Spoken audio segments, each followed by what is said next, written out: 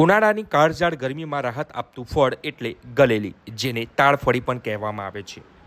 Immunity વધારતું આ ફળ છે ગલેલી એટલે તાળફળી. હવે ગ્રાહકોના ખિસ્સાને ભારે પડી રહ્યું છે, કારણ કે ગત વર્ષે 100 રૂપિયાના 12 નંગ મળતા હતા, પરંતુ આ વખતે 100 રૂપિયાના માત્ર 5 થી 6 નંગ મળી રહ્યા છે, જે મોંઘવારીના કારણે ગ્રાહકો માટે એક ચિંતાનો વિષય ઊભો થયો છે. ગલેલી, જેને મુંબઈ અને ગુજરાતમાં તાળફળી તરીકે ઓળખવામાં આવે છે, ઉનાળાની ઋતુમાં મોટા પ્રમાણમાં આરોગવામાં આવે છે, પરંતુ આ વખતે વધેલા ભાવે ગ્રાહકોને મુશ્કેલીમાં મૂક્યા છે. નવસારી શહેરના વિવિધ વિસ્તારોમાં ગલેલીનું વેચાણ કરવામાં આવે છે, જ્યાં દેવીપૂજક સમાજના લોકો આ ફળનું વેચાણ કરીને પોતાનું ગુજરાન ચલાવે છે. ગલેલી ખરીદવા આવતા ગ્રાહકોમાં એક ચિંતા જોવા મળી રહી છે, કારણ કે સમયે 100 રૂપિયાના 12 જેટલા નંગ મળતા હતા અને અત્યારે 100 રૂપિયાના વધુમાં વધુ 6 નંગ મળી રહ્યા છે, જેથી કરીને ગ્રાહકો જે રોજ ખાતા હતા ગલેલીનું, તે હવે અઠવાડિયે તેઓ ખરીદવાનું પસંદ કરી રહ્યા છે. મારું નામ અર્જુનભાઈ છે. અમે 10 થી 12 વર્ષથી ગલેરીનો ધંધો કરતા છે, પણ આ વખત જરાક લેટ આવી છે.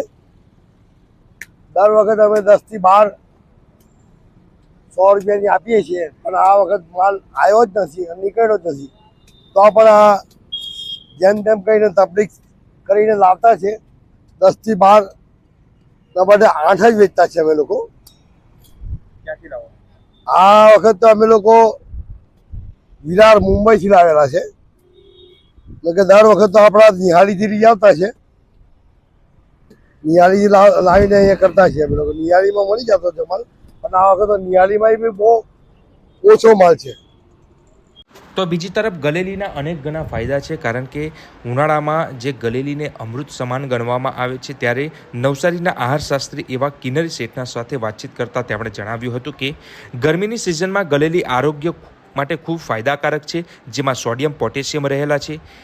એ આપણા શરીરના ફ્લૂઇડ લેવલને સારી રીતે બેલેન્સ કરે છે. જેમને હાઈ બ્લડ પ્રેશરને લગતી સમસ્યા હોય તેમના માટે આ ફળ લાભદાયી છે. આ ફળમાં મોટા પ્રમાણમાં વિટામિન સી છે, જે ઉનાળામાં આપણને હીટ વેવ લાગે છે તેનાથી રક્ષણ આપે છે. સાથે જ વિટામિન બી પણ છે, જે એનર્જી આપવામાં મદદ કરે છે. એમાં ફાઇબર પણ છે, કબજિયાતની સમસ્યામાંથી પણ છુટકારો આપે છે. વજન ઓછું કરવા માટે પણ ગલેલી એ ખૂબ મદદરૂપ થઈ શકે છે. ઉનાળાની ઋતુમાં ગલેલી આપણે ચોક્કસથી ખાવી જોઈએ. ગલેલીમાં બહુ સારા પ્રમાણમાં સોડિયમ પોટેશિયમ રહેલા છે અને એ આપણા શરીરના ફ્લુઇડ લેવલને બેલેન્સ કરશે. ઇલેક્ટ્રોલાઇટ સારા પ્રમાણમાં છે, જેથી કરીને જે લોકોને બીપીને લગતી, હાઈ બ્લડ પ્રેશરને લગતી સમસ્યા હશે તો એ આપણા બેલેન્સ કરી દેશે ગલેલી ખાવાથી. તદુપરાંત એમાં બહુ સારા પ્રમાણમાં વિટામિન સી છે, જે ઉનાળાની ઋતુમાં આપણને હીટ વેવ લાગે છે, જેને કારણે તાવ આવે છે. ઇમ્યુનિટીની સામે પણ આપણને ફાઇટ આપશે અને તમને વિટામિન સી, જે આપણે ઉનાળામાં સ્કિન ટેન થઈ જતી હોય છે, સ્કિન કલર આપણા પેચી થઈ જતા હોય છે, તો વિટામિન સી આપણા સ્કિનના કલરને પણ સાચવશે. તદુપરાંત વિટામિન બી સારા પ્રમાણમાં છે. બી વિટામિન આપણે એનર્જેટિક રાખશે અને બી વિટામિનથી આપણના બ્રેઇન સિસ્ટમ અને તે ઉપરાંત આપણા નર્વસ સેલ્સને પણ એક્ટિવ રાખવામાં વિટામિન બી બહુ સારા છે. ગલેલીમાં બહુ સારા પ્રમાણમાં ફાઇબર છે. ઉનાળાની ઋતુમાં આપણા શરીરમાં ફ્લુઇડ લેવલ ઓછું થઈ જવાને, જે લોકોને કબજિયાતની સમસ્યા નથી એ લોકો પણ કબજિયાત થઈ જતું હોય છે, તો ફાઇબર આપનું પેટ સાફ કરવામાં મદદ કરશે. અને એમાં ગલેલીમાં ડાયજેસ્ટિવ એન્ઝાઇમ સારા પ્રમાણમાં છે, જે આપણી ડાયજેશન સિસ્ટમ સુધારશે.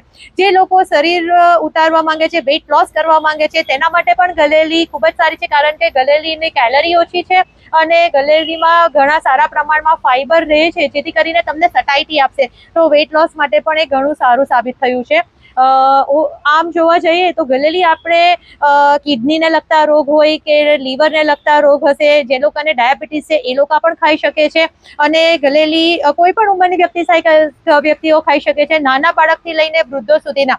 ગલેલીમાં બહુ સારી ફર્ટિલિટી પણ રહેલી છે, એટલે જે લોકોને ઇનફર્ટિલિટીનો પ્રોબ્લેમ હોય છે તેના માટે પણ સારું છે. અને પ્રેગ્નેન્ટ લેડીઓ પણ ચોક્કસ પ્રમાણમાં ગલેલી ખાઈ શકે છે.